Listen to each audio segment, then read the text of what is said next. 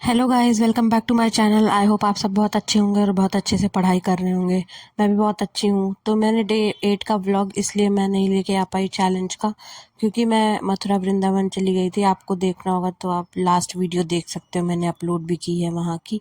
सो अब बढ़ते हैं डे 9 पे। स्टार्ट किया, सबसे पहले मैंने रीजनिंग का मॉक लगाना, और टारगेट की जो फ़ोटोज़ होती हैं वो मैं जनरली शॉर्ट्स पे ही अपलोड कर देती हूँ, तो आप वहाँ से भी देख सकते हैं, मैंने इस वीडियो में नहीं डाला है। तो रीजनिंग का मॉक दिया और धीरे धीरे एनालिसिस करने के बाद, चीज़ों को समझने के बाद, मॉक एनालिसिस के बाद स्कोर अब ठीक ठीक होता जा रहा है। मतलब 45 प्लस तो आ ही रहा है। तो अगर आपका जो है इंग्लिश, मैथ्स और रीजनिंग में 45 प्लस मार्क्स आएंगे, तभी आप समझ लो कि यूआर कैटेगरी से आपका जो चांसेस है वो बन सकता है। एटलीस्ट 40 प्लस तो आना ही चाहिए।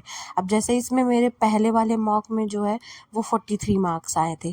तो यहाँ पे मैंने जो भी देखिए, यहाँ पे कभी कभी एंटोनिम सिनोनिम के भी जैसे क्वेश्चन आ जाते हैं, तो इन सबको भी नोट करना बहुत ज़रूरी है। फिर मैंने सोचा कि वीकेंड था तो एक फुल मॉक भी लगाऊं।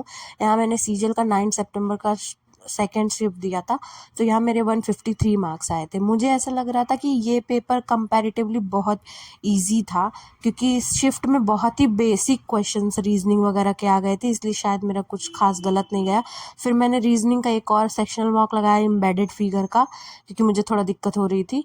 एंड नेक्स्ट मैंने ईडियम्स का एक मॉक लगाया, और एक रीजनिंग का फिर से वेन डायग्राम का मॉक लगाया। और आप मेरे मार्क्स इसमें अलग अलग इसमें देख सकते हो। बहुत अच्छा नहीं है, लेकिन थोड़ी बहुत गलती की वजह से होते जा रहा है। बट कहीं ना कहीं लास्ट मोमेंट तक एग्ज़ाम के बाद कुछ ना कुछ उसमें कर ही लेंगे हम लोग इम्प्रूवमेंट।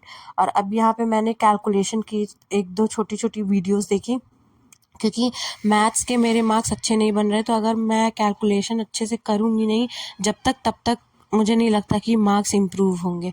फिर यहाँ पे मैंने ज्योग्राफी में एटमॉस्फेयर वगैरह पढ़ा, जो है इसके सारे टॉपिक्स। फैटमैन मैंने लिया है, जैसे कि आपको पता भी है, मैंने रिव्यू भी दे रखा है, यहाँ पे मैंने वो किया। फिर इकोनॉमिक्स में मैंने जो है उसके बेसिक्स 2 टॉपिक स्टार्टिंग के कंप्लीट किए।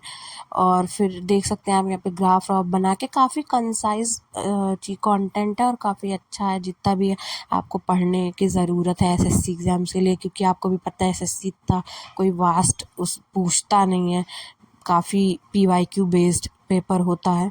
फिर यहाँ मैंने इन्वायरमेंट का पढ़ा। इन्वायरमेंट में डायग्राम्स वगैरह के साथ चीज़ें लिखी हुई थी, तो बहुत ही ज़्यादा इजी था समझना। और मैंने अपने भी अंडरस्टैंडिंग के लिए चीज़ों को पेंसिल से नोट डाउन कर लिया, ताकि दोबारा मैं जब भी जाऊँ तो मैं रिवाइज़ करने में मुझे टाइम ना लगे।